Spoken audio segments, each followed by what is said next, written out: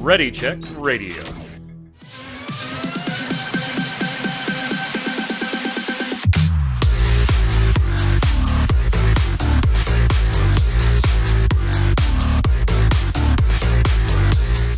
Hello, Internet. It's Tuesday. It's 5:30 p.m. Eastern. That means here on Ready Check Radio, it's time for the Relic Grind, our Final Fantasy XIV Square Enix podcast. And you might be saying, Mike, because that's my name. You might be saying, Mike, it's normally 7 p.m. Eastern. What's going on? I got storms coming in tonight, and I was a little nervous about it. My co-hosts were able to go early today, so here we are. I didn't want to not have a show or have a show where the power went out. So here we are, ready to do the Relic Grind, talk about Final Fantasy XIV and all that good stuff. This is episode 162, and if you're watching it on YouTube or listening on Audible or Spotify, any of the podcast platforms, thank you so much. Appreciate you stopping by. Give it a like, a thumbs up, turn on those notifications, all that good stuff that feeds the algorithms. And, of course, join us live. We've got chat hanging out here, ready to chime in as we go. Hope you had a wonderful pre-release weekend for Final Fantasy Trading Card Games' new set last weekend. The new set drops tomorrow. So, of course, look forward to our Legends review next week. But we've got to get through this week first. And joining me to do that, Mr. Chris Montoya, a.k.a. Tarkoth. What's up, boss? Greetings, programs. So, quick story. I was doing my Final Fantasy XIV rating, doing that on stream. And I'm like, you know what? Let's turn on DLSS 5. Let's see how that goes. It turned my male aura into a hot virtual AI girlfriend, and it was quite extreme. My viewership jumped up 500% on Twitch. It was crazy. The only problem is that everyone wanted to give me weird commands and do things with her. It was kind of creepy. Ew. Ew. Ew. Eh. Eh. Ew. Also on the line, Mr. Paul Berlin, a.k.a. Flynn, not an E-cam girl. How are you, sir? I'm good. I am shocked. We are starting the show, and it's going to finish on the same day for all of us, and that is weird. Yeah, it is weird. I mean, on? you are finally on daylight saving, so you got that hour back, and then, no, mine then went starts ahead and on gave the you. 29th. Yeah. So 3 days from now, you'd get it back. But gave you an extra hour and a half here getting this show done early today. I appreciate both of you. I was a little just, hey, I'm available to do it, and we're going to have some storms. It's so wild. It's 70 degrees Fahrenheit. It is beautiful outside. It was like 45 yesterday. I'm supposed to get storms tonight into tomorrow, and then it's supposed to be like 40 Fahrenheit tomorrow. It's the weather here is nuts around this time of year, so... thank you for jumping in. Let's talk about some Final Fantasy XIV because we have a few things to go over. Let's hit up 7.45, right? Let's start there because that was going to be, it was just coming out on our last show, and then we had to take a week or two off there due to a project at work. That's all my bad. My hosts were available. I was not and had to cancel last minute, so I apologize. Work sucks sometimes. What are you going to do? But 7.45, we got Hildebrand, and we've got the new variant / advanced / criterion dungeon with all the different sub-names this time. Let's start with Hildebrand, because I think we're going to knock this out in like 2 minutes. It was literally 2 quests. It was 2 quests. Yay. Yay. Yeah, I like Hildy. Long ago, I did not like Hildebrand. And then he kind of warmed, I warmed up to him. I kind of don't like the way Hildebrand has been implemented in this expansion run. The bits are small to begin with because they're meant to just be this side thing. I think breaking them up even smaller, like I honestly was like, do I remember what the story is for this, Flynn? I know there's only 2 quests that I got to go do, but what the hell happened last time? It wasn't that long ago. But so little happened last time, too, that I don't remember what it was. I am enjoying the storyline of what is going on. I'm just not sure I'm on board with the implementation. I'd almost rather have it like it was, in the past, where it's like 2 of the patches will have Hildebrand content in it, and that's all that will be there for the expansion cycle. That is sort of the way I'm treating it. Ever since you got ahead of me and did it, said, it's kind of lackluster. Like, right, I'm just waiting until it's done so I can have a decent chunk of Hildebrand in one go. Yeah. Tark, you haven't done it yet either? I have not. I kind of decided a while ago, especially with, as Flynn said, that you talked about it, and it was just kind of piecemeal, that I'm just going to do it as a binge thing. So put it all together and maybe get an hour's worth of content out of it. Yeah. Or, wait till 8.0 and that, Hildebrand is tied to the Relic again. Right. Right. I mean, like I said, I'm liking the storyline. I like the whole, hard-to-boiled detective film noir thing that's going on. It's very cool and, thematic, and I like it. But it's just like so small in each of these patches that I'd rather have that half hour, in 2 patches than that 8 minutes in every single patch. Especially and honestly, considering usually I'm the guy that's like, I'm doing Hildebrand before I do MSQ. I want to see what the hell's going on. right. And so it's just like, Adam in chat saying Hildebrand is always a chore. I mean, you don't have to do it this time around, at least. Until next expansion. Yeah, not until next expansion. The bigger piece of content for our PvE aficionados, though, of course, is the variant dungeon. And Tark, I'm going to let you take it away. What were your initial thoughts? Because we were all kind of looking forward to this one and some of the changes that they made to not like the advanced and stuff like that. So what did you think? I really like the content. It was variant doing it solo, doing beautiful dungeon. Absolutely beautiful. I love the variations in the bosses. I love all the bosses as a whole. Advanced is pretty cool. Just going in there and doing EX Savage level mechanics with the 4-man is awesome. I love that aspect of it. You went full 4-man? Yeah. Okay. Well, we tried it 2-man, and we were just getting frustrated because if one of us missed something, then it was just a wipe. So right. I've tried a little bit 4-man, and it's good content. I really like it. The problem, as we talked about before, is rewards. Yeah. Or lack thereof. Yeah. I mean, the dungeon itself, beautiful. I love the storybook presentation of this one.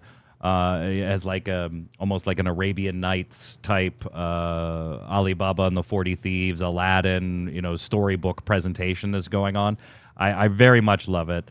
I love our NPC companion. Although you're like, where the hell? You haven't been mentioned this entire time. Where did you come from? But whatever. Sister? What? Yeah, whatever. We'll just throw that out. If you haven't read your Encyclopedia Eorzea from front to back, this was like a totally new character. So Flynn, of course, absolutely knows this character, and they're best of friends because he studies his encyclopedia every night before bed. I was having a chat. I've done this with done 3 routes so far with a couple of friends. We just went in, did the left, middle, and right path just to see the small variations. Absolutely love the design. The boss is so fun to watch that it gets distracting to do mechanics, especially the genie. But yeah, in terms of the characters, case of it's one of the strollers. How many siblings again? Oh yeah, there was 12 of them. Okay, right. Yeah, that is a big old litter. That scholar did not spend a lot of time That studying. is an Irish Catholic family right there. They just, birth control, no thanks. Eorzea 316. Exactly. I loved it. The bosses were fun. Some of the differences. I did think that a few of the defined paths, I've done all the paths. So I did all 12 and the optional boss, the extra boss. I did think there was a little bit of weirdness in that some of the paths compared to previous iterations of the variant dungeon were triggered by very odd things that forced you to do a portion of the path that you had already done again in an optional way. I don't know. The routing just seemed a little like, okay, I've been on this path 3 times to get 3 different journeys through here, but this other path I only had to take once. And that was just the one path. It wasn't kind of like 2 like we've seen in the past. The the deadly Dan, which is the extra boss, that fight was amazing. I did it solo. It took me probably about 10 tries, Tark, to do Wow. it, because that dash mechanic, I could not get a read on the best positioning for that. And I would think that I'd have it down and I'd get them to like 30, 40%. And I'd think I'm in the safe spot for it. And I get eaten. And I'm like, what the hell is going on here? Like, it just didn't seem reliable to me at first. When it finally clicked, it was like, oh yeah, well, okay, now I get it, and I immediately killed it. But it took like a good 7, 8, 9 tries for me to get to 80%, get to 20%, get to 70%, get to 20%, and just end up eaten. The fight itself was great though, but you mentioned rewards. It's always the gripe that we've had here. They're kind of worse. They're kind of worse this time around, because you don't get the mount for just clearing that optional extra boss this time. You have That's what to go. soured me the most. Yeah, you have to go to the Criterion version and farm up and get the mount that way, which that kind of sucked to see.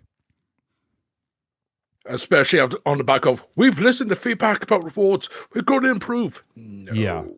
Yeah. There's only one bit of content and I think will actually improve, and we'll be talking about that in a little bit. But this really missed the mark. Yeah, and I still have to farm it. We're going to give you Savage Gear upgrade for last tier. I still have to farm it a little bit. I got the magic lamp minion. Torchwick and I are going to do some advance so that we can finish farming off the currency for the minion that's trapped behind the currency, which means I'm still going to have to farm this thing a few more times to get the mermaid minion. But at least I got one of them on my way through the journey. From a dungeon and boss fight perspective, it's my favorite variant dungeon. Yeah. I still feel like they're going the wrong way with this now as far as the rewards. It was disappointing to do that final boss and not get a mount, Tark. Like, come on, we did this before.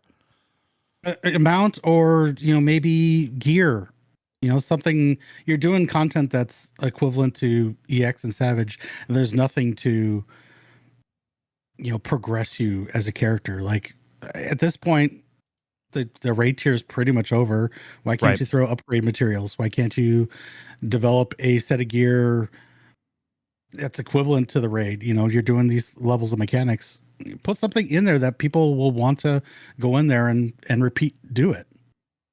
There's so many jobs. Like, we need something. Like, come on. And it's not like they haven't done it before. Looking back at Heavensward, when they added Proto Ultima into the Alliance raid, we could exchange it for a fully upgraded equivalent accessory. Just give us that. Just give us a new accessory option. Because tanks have it weird this tier. We have to actually meld tenacity because our 2 ring choices are weird. So give us something. Just a little piecemeal, Yoshibi. Just a little crumb. They did stuff for chaotic. Why can't you do something for this content? Exactly.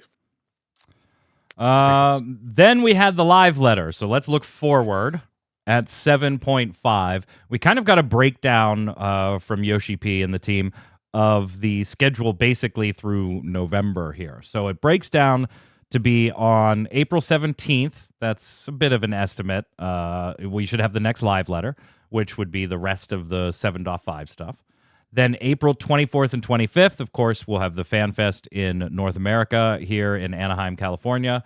Our own Tark and our friend Raideo Pierce will be going, so I'm sure they will fill us in on all the good stuff afterwards and tell us about their experience. And then April 28th will be 7.5 Trail to the Heavens Part 1. That's going to continue the main scenario, and we're going to break down some of the stuff they showed off in the live letter. But just to round out the rest of the schedule, early June, 7.51, July 25th, 26th, Final Fantasy's EU, Berlin, Germany, FanFest. Late July, we'll see 7.55. Early September, 7.56. That'll be part 2 of the Trail to the Heavens. And then sometime, Halloween or beginning of November, on Halloween into November, we'll have the FanFest in Tokyo. And then, Tark, the countdown to the expansion will officially begin, I guess.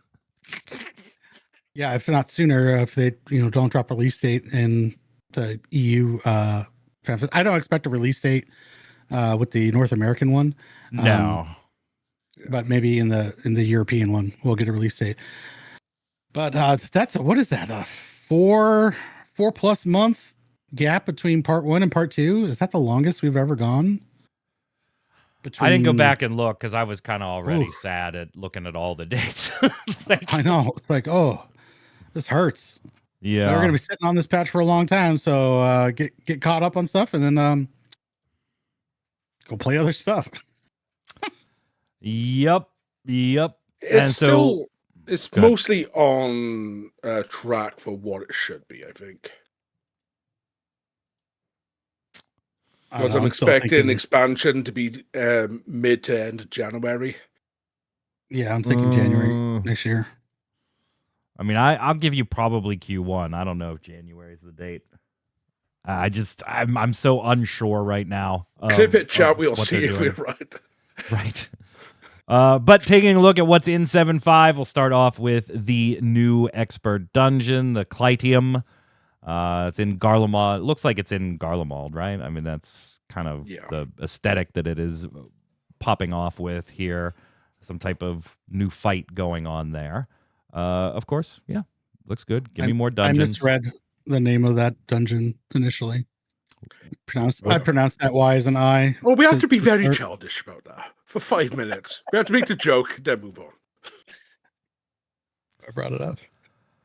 I couldn't find the location on that, so I mean that's the obvious joke, right? But now I know where it is, so I'm older. I know where it is. And then we have the Annuo trial. This one's wasn't weird to expecting this. Yeah, I'm glad I wasn't the only one. It could have been. This was not one of them. Right. Yeah, I'm like, I played Final Fantasy V. I just did that on Ready Check. Like, I don't know who this is. Because he's from the Game Boy Advance version, if I remember. Yeah, and he was optional, if I remember right. He was optional even there. Additional super boss that was added to one port. Yeah, I mean that's quite a couple 5 references that we've seen lately. You should get both the normal and the extreme version. Looks cool though. Like the character model is very, very cool. And a new ultimate raid. This is what it looks like. It's really hard to see. It's really really hard to see. My initial thought was, are they going to do Nier? Are they going to? A lot of people have gone, is this Nier? I'm like, that's dope. I love Nier. Is Yoko Taro in the room with us right now? Right. They are going to reveal this at the FanFest, the April FanFest here in the United States. So we'll know in a month what this actually is. I am looking very much forward to Windhurst. Yeah, we're all dead. Yep. Look you took Shantoto at us. We are screwed. That's my girl, Shantoto. Yep. Squee. You'll be fine. You're a black mage. She'll have pity on you for 5 seconds. Yeah, as long as I do chores for her, just like she made me do in Final Fantasy XI all the time. The raid itself, Windhurst, the third walk, will have more locations from Final Fantasy XI, obviously starting with Windhurst. I mean, I was a little disappointed at how Sandoria was like. Yeah. You were there for a second and a half, so anticipate probably only being in Windhurst for a second and a half. Right, yeah. One trash pull, then run to the left, and you're let's go to Romfair. So expect to see, the things around Windhurst. I still love this. This has been my favorite Alliance raid series so far, and I am perfectly willing to admit, and I did when it was spoiled before it launched, that a lot of that is just my nostalgia for 11, which I continue to play to this day. I understand that. It's probably just, kind of an average Alliance raid for somebody that doesn't have that nostalgia, but it is the best Alliance raid they've ever done for somebody like me. Tark, Tark, you don't have like 11 nostalgia in any way. How do you compare the current series to previous expansion series? I think it's really well done. I love all the content. And I get to pick the brain of a couple different people, including yourself, about, things that show up, and I'm intrigued by that. But like you said, nostalgia can run things. So that's where the Evilise 24-man was one of my favorites. Near, just because I finished Replicant and Automata, those were right there in the back of my head. I'm like, oh, this is so awesome. I love all of this. So I think it's a great piece of content. I love hearing from people that grew in and up with 11 and telling me their stories. And I get a little bit of extra enjoyment because of that too. Flynn, do you feel the same way? And I know you weren't like super into 11. Yeah. The biggest thing for me is the fight design has been fantastic. The set pieces are wonderful, but it also has a story that fits the world. That was the downside for me. It's like the mechanics are cool, everything's fun, but it just doesn't fit in the world. Whereas this, they've done a good job of keeping it better together than we did with the Omega series. We're just like, we're just chucking things from fairy tales and stuff. Whereas this is like, no, this is actually trying to weave Vanadil into the universe better. Adam is with me in chat. Wish they'd done more in the cities. Yeah, it was kind of like the Juno one. I kind of got like, you don't want to spend too much time there. It was just like the central hub for all of us. But then when you specifically were like, oh, the next one's going to be Sandoria. Oh, okay, so we're going to tour the cities, and then we were literally trash fight and gone from Sandoria. Although, like, you're always going to get me with the zone music, right? As somebody, by the way, of Sandorian birth, all the Sandy bagpipe music, all the Ron Fair stuff, all of that music is like music that's just ingrained in my brain at this point. But yeah, I do also wish that they had done a little more in the individual cities as we go along. We do have a little bit of bad news here for those of you that like messing with the Blue Mage limited job. They were going to update Blue Mage in the 7. series, but that is being delayed because they moved those resources. They're still going to come. You're still going to get those updates. There's just no date on them now. They had to move those resources to implementing what I have on the screen, the new Beastmaster job. And Tark, this was the... Go ahead, Flynn. I was going to say, this was like the first real look at some of the Beastmaster stuff that we've seen besides, hey, Beastmaster's coming. So what did you walk away thinking? All right. From the fact that this is what Mr. Osman's been working on from the ground up, I'm expecting actual decent rewards. The roguelike element that we sort of had a tiny preview of the Dissidia style screen, like, and the leaderboard's Osman went kind of nuts. I can't wait to see how this actually shapes up. I hope it's fun. I hope so too. And I don't expect it to be like 11, right? 11, I used to have a blast on like a low level, like level 30 Beastmaster, and Adam probably knows where I'm going with this. A buddy of mine and I, the two of us would level beast to like 30, tame, various beasts, and then do duo BCNMs with our Beastmasters. I mean, that was just a blast. Incredibly hard to do, trying to keep these things alive without, us being able to effectively tank. But that was some great stuff. I obviously don't expect that here. You can tame up to 50 beasts. It's going to be kind of what you expect, right? Weaken them down and then capture them to fill out your bestiary. And you can capture them all solo. They've already said you don't have to get a party or anything like that. And then they can come out and do their thing next to you. And you can have up to 3 out at one time. So you're basically creating your own, light party, and you can give them the tactics that you want them to implement. So, yeah. You have to be level 50. You have to complete a Realm Reborn scenario. So you don't have to get all that far in the game to unlock Beastmaster, but you do need the Dawntrail expansion registered to your account. Sorry, free trialers. Yeah. Sorry. You do need that. By the expansion, you want to. It's actually decent pet sizes and not those eggies. Yeah. I am worried if they allow the pets to render properly in towns. Because especially like do you think they're going to? Oh, people are expecting it. I think they're going to dismiss in towns. We'll see. Oh, Tark, do you I think hope they're going to so, let 'cause- you? Do you think they're going to let you walk around Sandoria with your 3 pets out? I don't think so. I think they're gonna do it like if you can have a mount, then it'll be fair game. If not, then it won't be allowed. I think it's gonna be like mount based. It depends if it's built into the Eggy system or not. Yeah, because if it's built into the Eggy system, then they would show. Yeah, it depends on how they implement it. Yeah. Housing and Glamour Fiends are getting a ton of updates here, mainly about the number of furnishings and fixtures and stuff that you can have. You're getting limit increases across the board to basically everything. And then on the Glamour side, dyes are being consolidated into 3 groups. Group A is going to be like the Realm Reborn stuff. Group B is going to be Shadowbringer stuff. And then Group C is going to be the Dawntrail stuff. About time, ready. Yeah, for I this. mean, that's way overdue. Way overdue. This felt like it should have really happened at the time that all our different glamour prisms disappeared. Yeah. That's a good call. It's way overdue. So again, as somebody that doesn't really care all that much about housing or glamour, I really was like, okay, but if you're into it, those are good news things.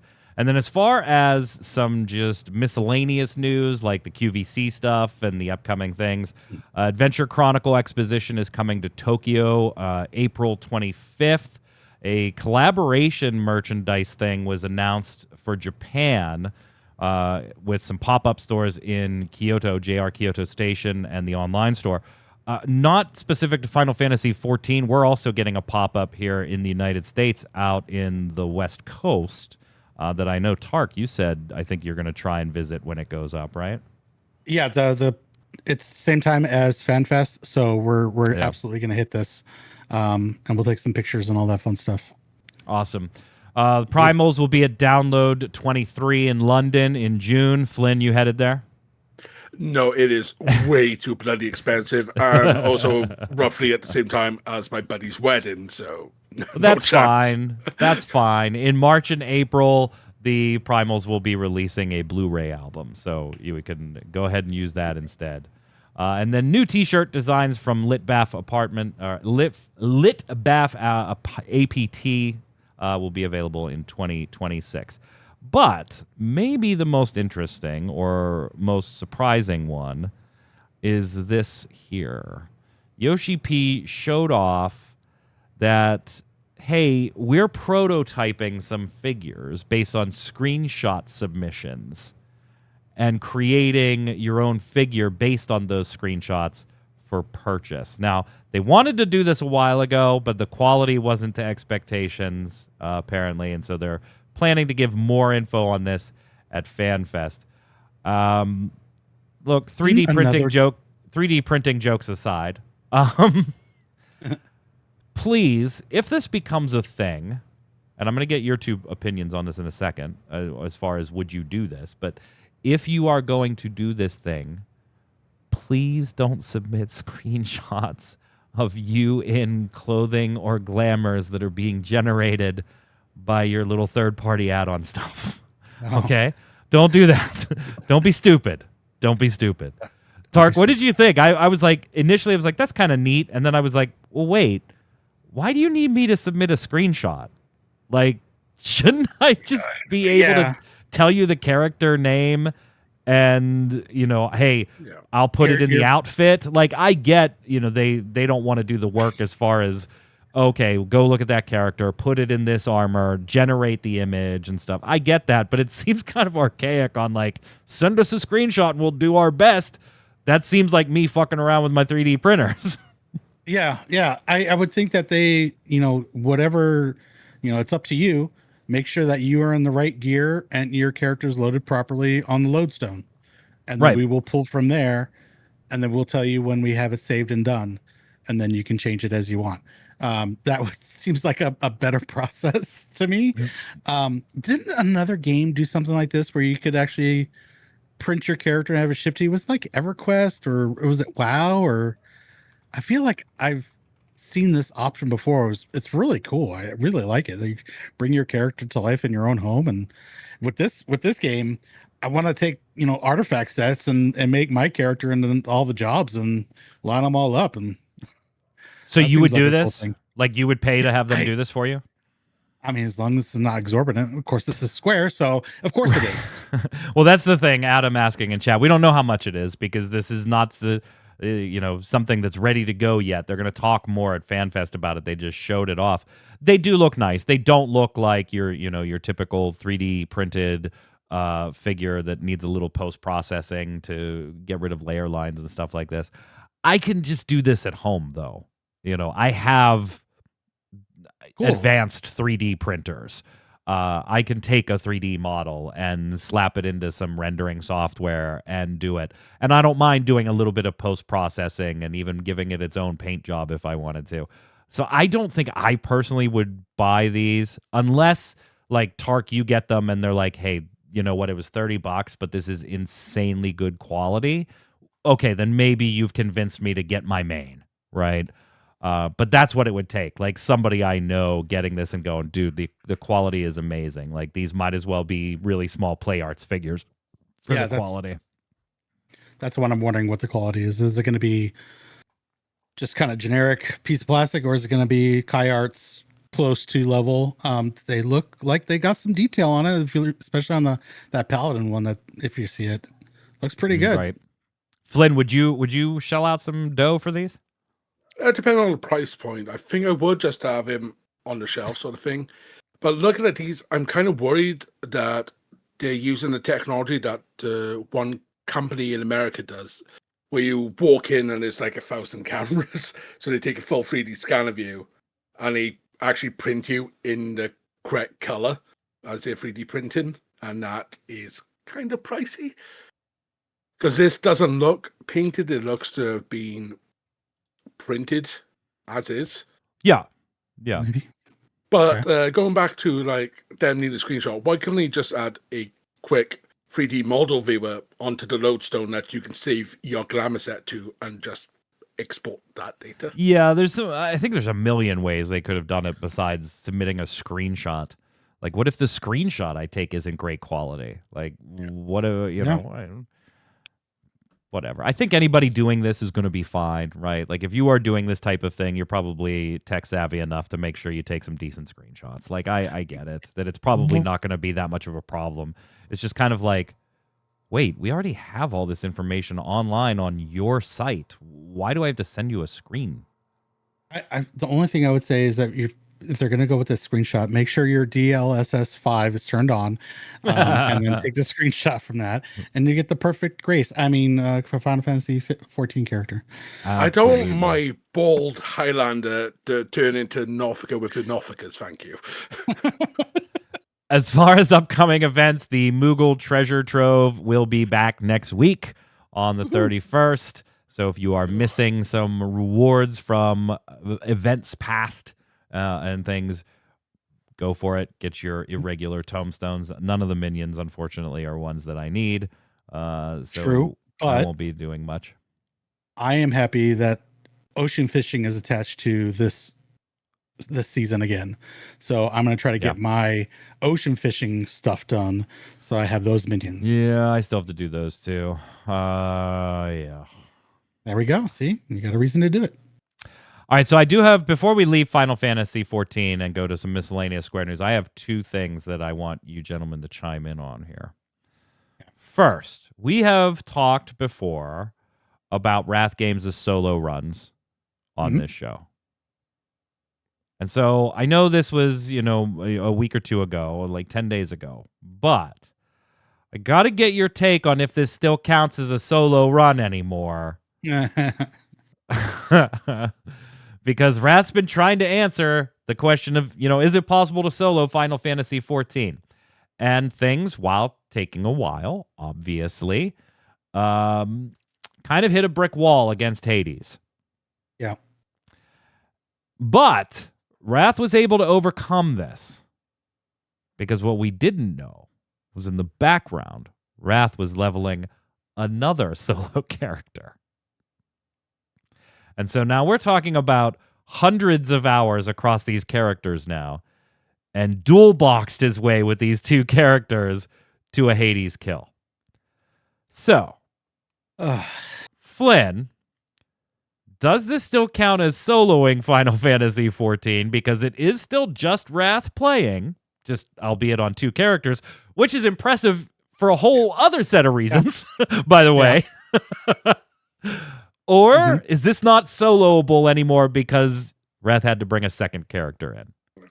There were, from the get-go of seeing this challenge, there was 3 points where I knew exceptions would have to be made. One was the Alliance Raids programmable. You can't get around that. Hades was number 2. The third one is Warrior of Light, because you need that 8-person party. Right.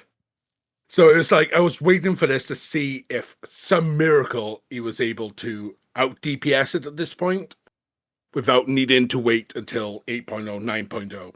Right. But the fact that he purposely went and did the second solo character, didn't get someone else to play it, I think in the spirit of this is the most technically correct I can be by breaking my own party rules, I think it's just in the line. Tark?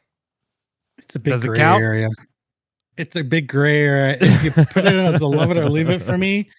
Wait, let me just give me a second here. Making sure I didn't put it as the love it or leave it for you. Yeah, there we go. If I put it as a love it or leave it, I'm gonna have to say leave it. Like you impose this rule, but like I understand the spirit of it. If the game does not allow you, but this is your challenge run, he's still keeping it solo and he's doing it himself. He's not getting another person. I like the spirit of it, but like the law of it to me is like, no, you're done. But the spirit of it, I still agree with. So, I couldn't disagree more. Man. This is clever use of game mechanics to me.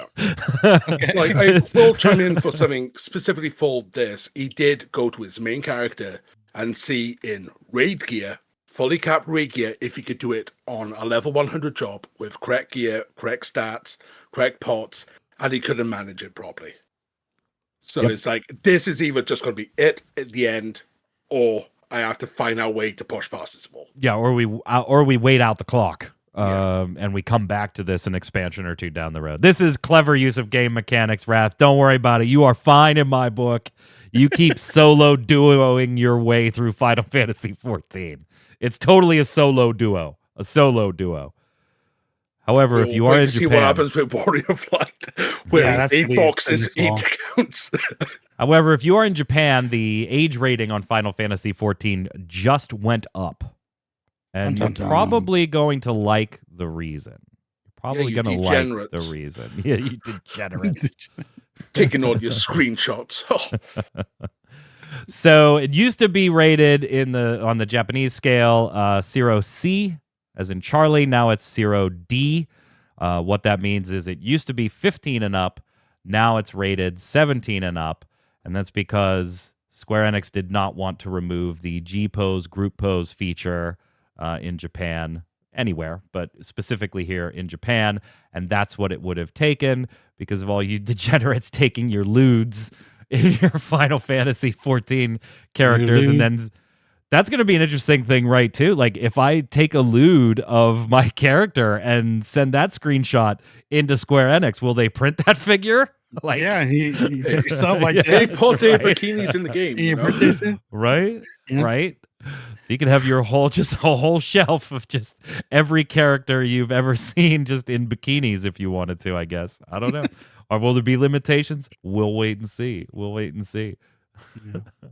So, yeah, if you're in Japan, the rating has just gone up. Now, stepping aside from 14, as I write down my timestamp,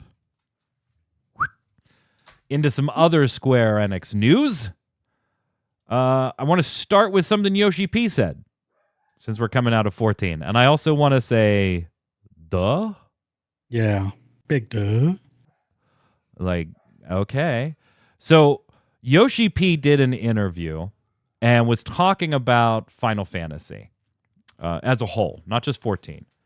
And he was talking about his love for the game, and it was promote Dissidia Duellum Final Fantasy, which we'll fucking talk about in a minute.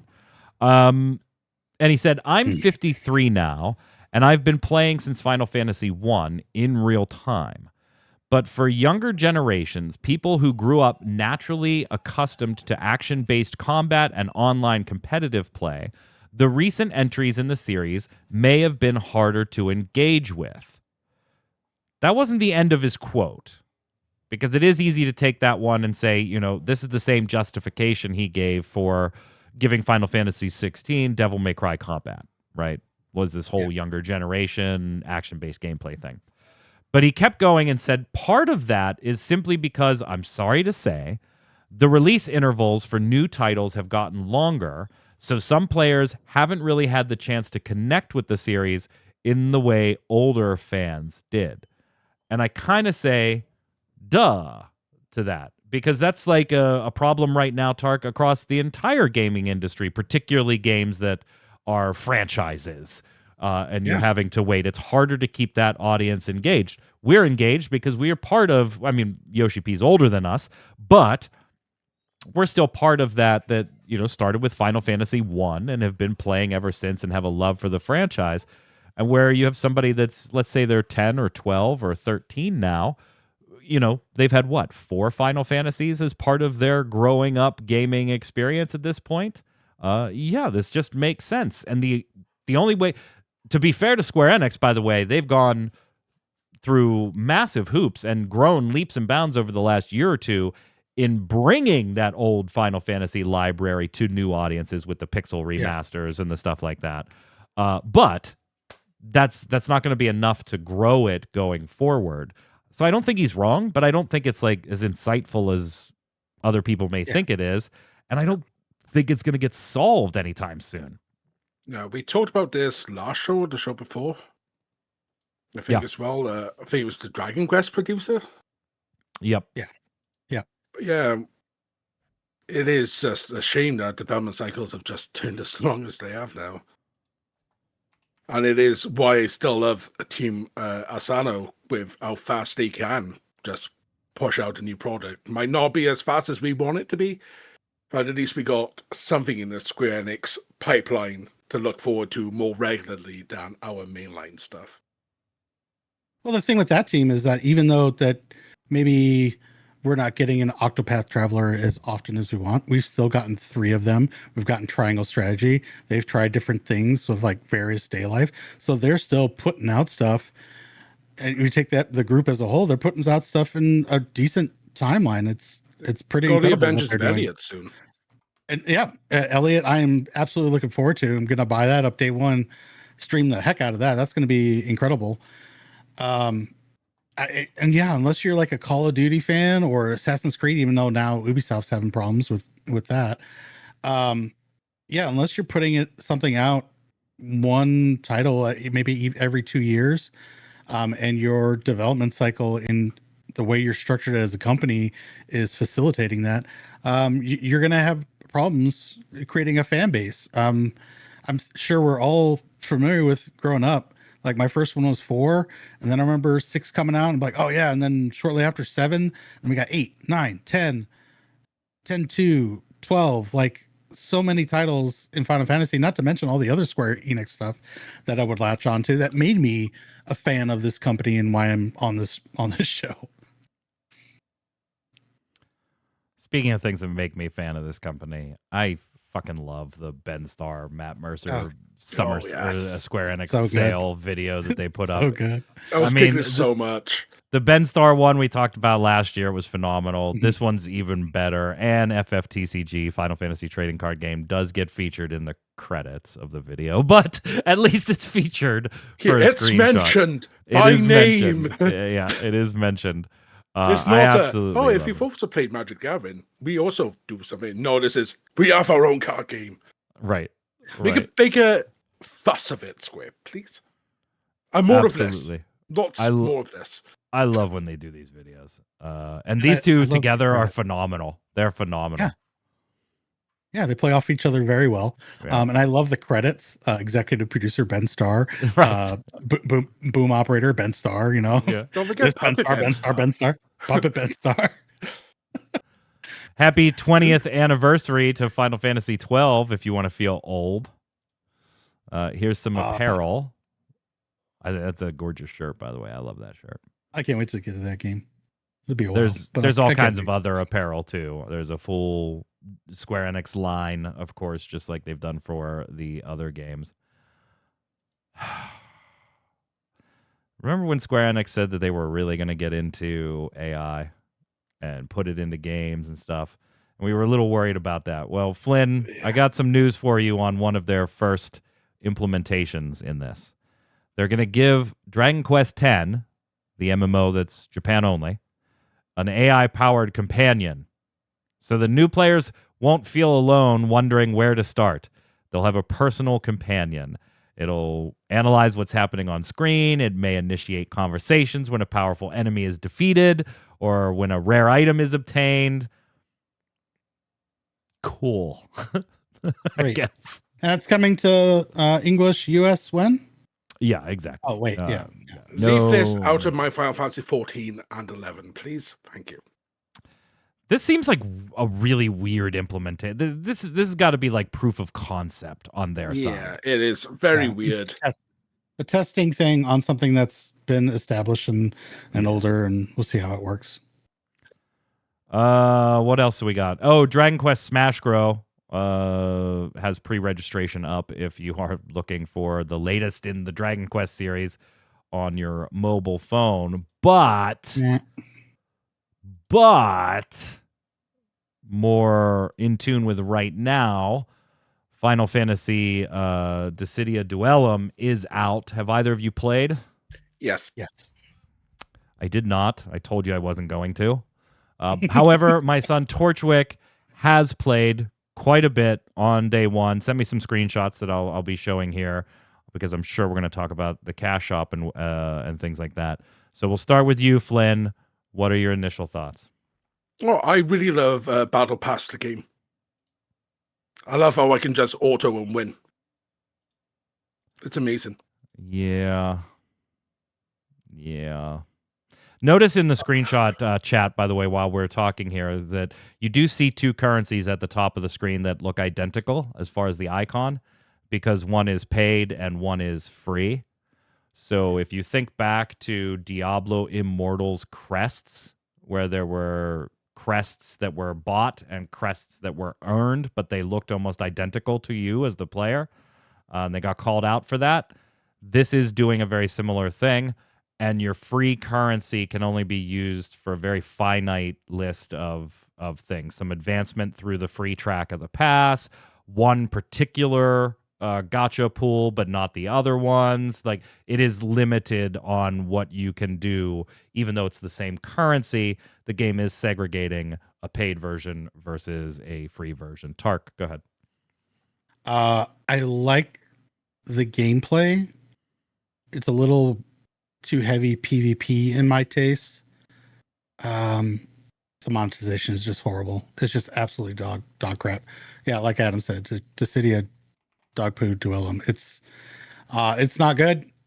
You gotta buy everything, story, abilities, weapons, characters. It's just this is story isn't a free pass, but it is the worst grind fest.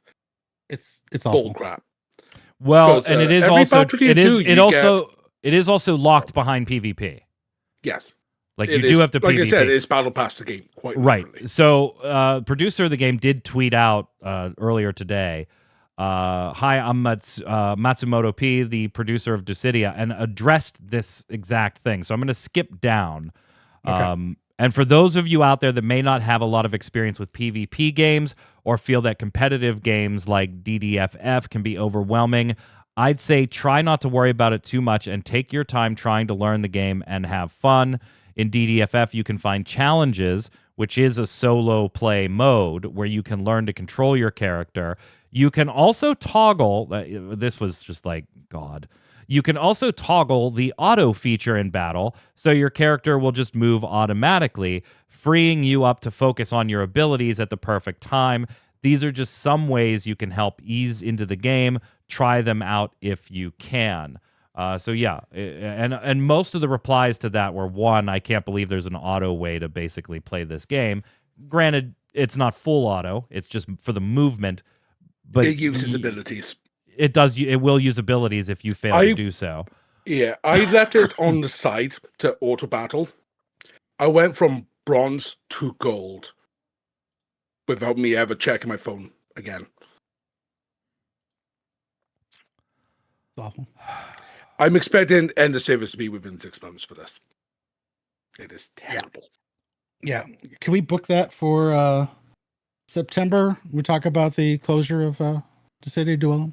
Well, why wait? Let's talk about the closure of another Square Enix mobile game, because Duellum is just not worth talking about.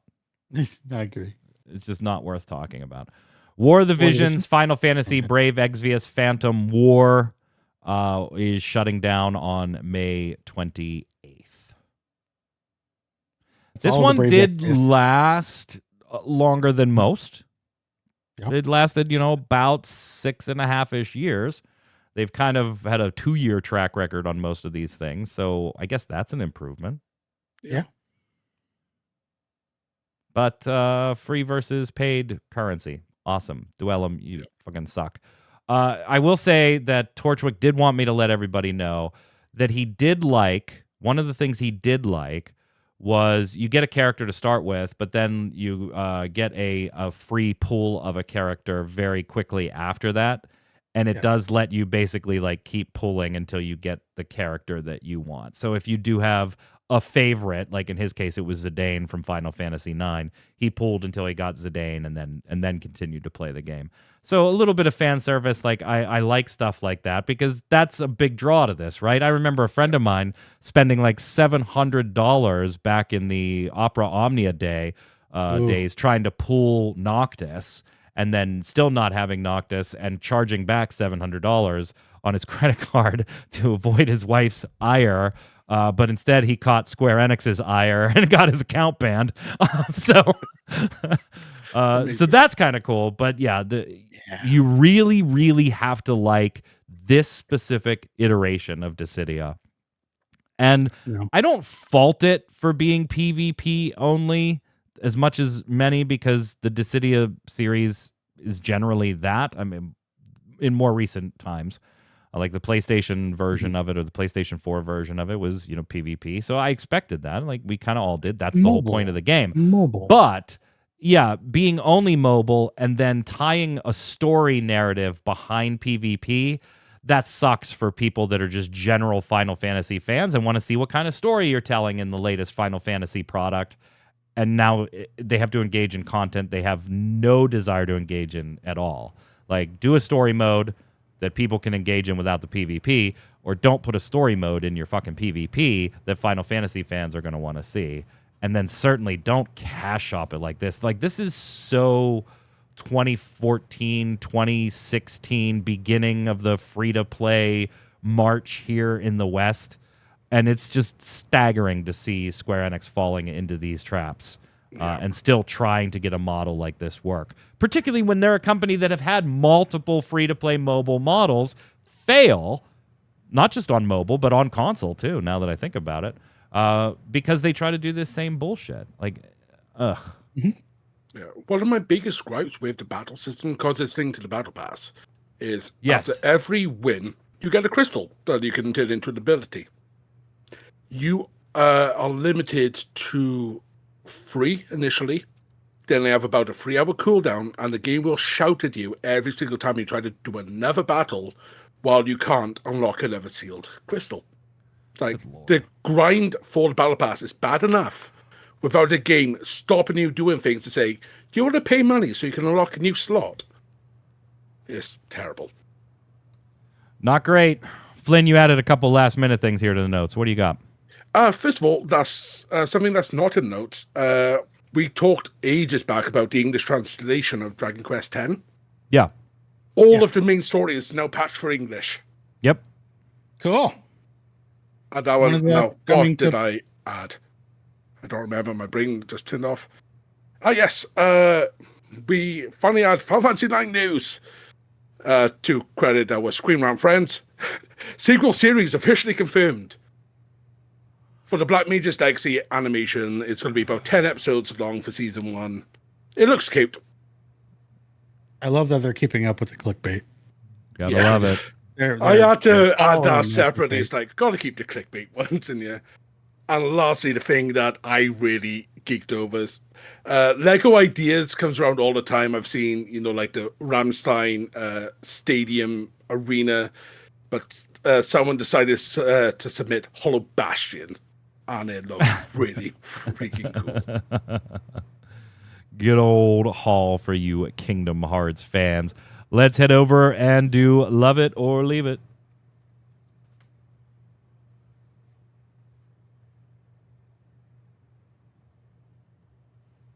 No, Adam, I did not see Lego Aerith's house, but now I will after this damn show. Thanks.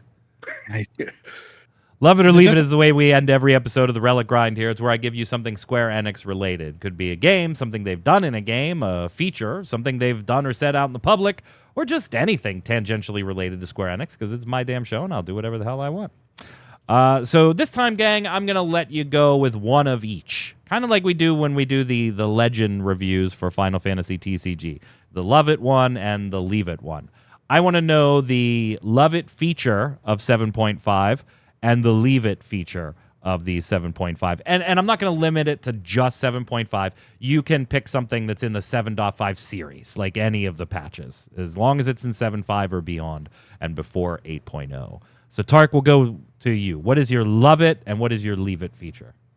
Well, as you might guess, mine is the ultimate. I love getting an ultimate. I like that it's at the end of an expansion.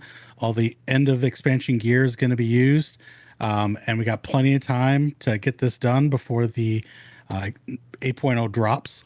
The fact that it might, or I guess it's not a fact, but it might be near, has me all geeked out inside. That's going to be awesome if that's true. So yeah, that's my favorite. My least favorite is kind of the opposite. Is just the spread out calendar for all the content. I just, it's just so much time and everything's going to be spread out, and we don't even get the second part of the MSQ until September. So that's my least favorite. That's my Leave It. Oh my God, this Aerith's house is amazing. 1,600 supporters. Go support this on Lego Ideas, folks. Like, go give it a little click and support the idea. You got 265 days left to get us to 5K supporters there. This is gorgeous. I love the fucking Chocobo too. Sorry, Flynn, go ahead. This is what happens when we interact with chat. Where is my spells? And Love It for Beastmaster. Being a Welshman, having a sheep attire, I can lean into the jokes about my countrymen, but also more axes, more creatures, and behemoth, potentially meteoring Limsa the Mincer. Yeah, I'm going to go with Love It for Beastmaster. I'm definitely more interested in Beastmaster than I was in Blue Mage and checking out the implementation there. And I can see that Tark is now looking at Aerith's house as well. See? Join us live, twitch.tv/ReadyCheckRadio, and you too can totally derail the show at a moment's notice. The Leave It, it's going to be the glamour and the housing updates for me. I know those are going to be huge improvements and quality of life stuff for people. But for me, I just don't generally care about those things. So, yeah, I'd rather see them work something else on that one. Maybe that's going to do it. They had an announcement of additional wards on another location. Yeah, maybe. That would be pretty dope, right? Yeah. That's going to do it for us here today. We'll be back next week with another episode of the Relic Grind. Until then, Flynn, where can everybody find you? You can find me here whenever we manage to do a show without interruptions. Otherwise, I am streaming over on Twitch and YouTube and Kick at Within Crisis or Within Crisis Podcast. My group has finally killed M9S. We're on to M10S on Monday to have a nosy. And if some French leaks are to be believed, we might be talking Dragon Quest XII next week. Maybe. We'll see. I didn't want to bring it to this show because, it's French leaks. You never know. Yeah. You never That's know. why I put it in the outro. Tark. Twitch, Twitter, YouTube, all at Tarkov Gaming, playing Final Fantasy 14. We're working on M12S Phase 2, so that's a bunch of fun stuff. And then Rebirth mixed in between there, working on Gungaga. Then you can also find me here on Raideo Check Radio, where we're playing Final Fantasy VII OG version Saturday nights. Check it out. I'm Mike Byrne. You can follow me personally. I pulled up the full title slide or full exit slide. You can follow me right there, but more importantly, follow at RC Radio, and you'll know every time we're going live with FFTCG Live Locals on Mondays, streams from gamers, or any of the podcasts. Until next week, gang, stay safe. See you on the servers. Later.